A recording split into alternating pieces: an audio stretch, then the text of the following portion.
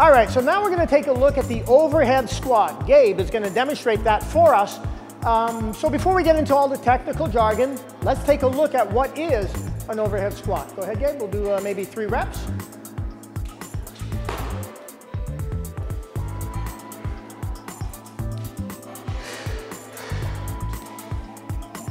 Very nice. Bring it down.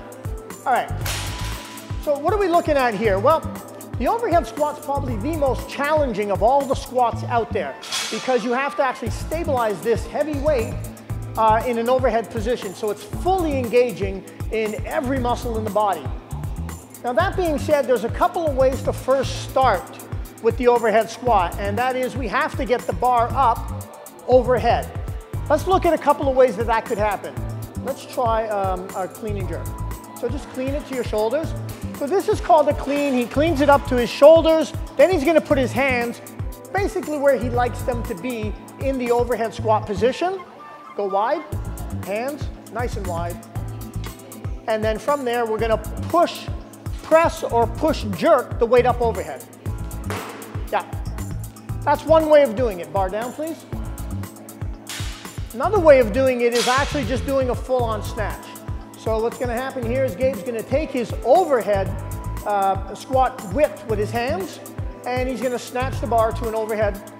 Beautiful, up, and there he is. He's good to go. He's already in his overhead squat position. Another way of doing that, just stay like that. Awesome. Another way of doing that is taking the bar off of a squat rack just like this.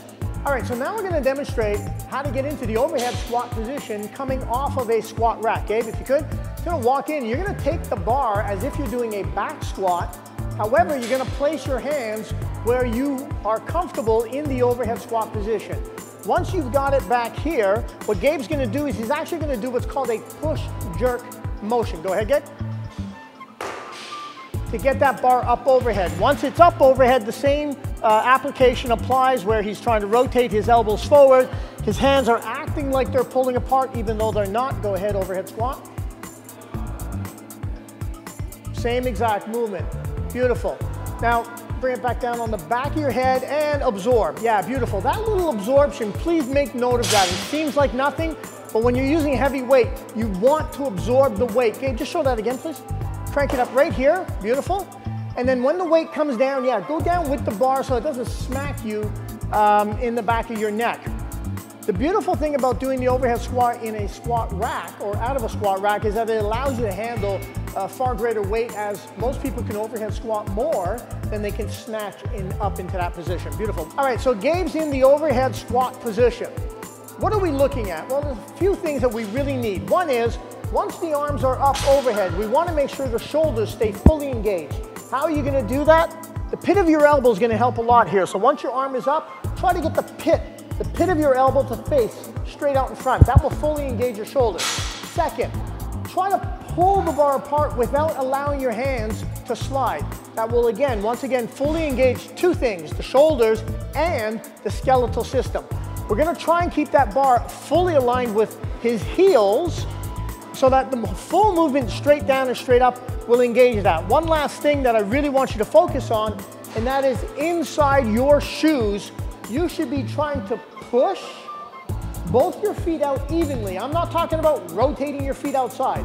Simply put pressure on both feet out evenly as you drop. The lower you go, the more you want to push out on your feet to help stabilize your knee joint.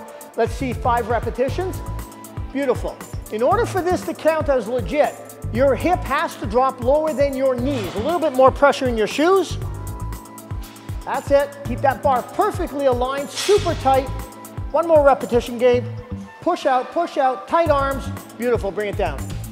All right, so that's your overhead squat. Highly technical. You don't see a lot of people doing this because of how technical, the technical difficulty of it, but also because it's tough.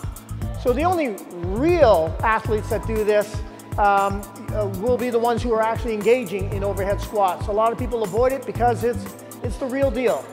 So give it a try. You're going to love this exercise and particularly what it can do for you.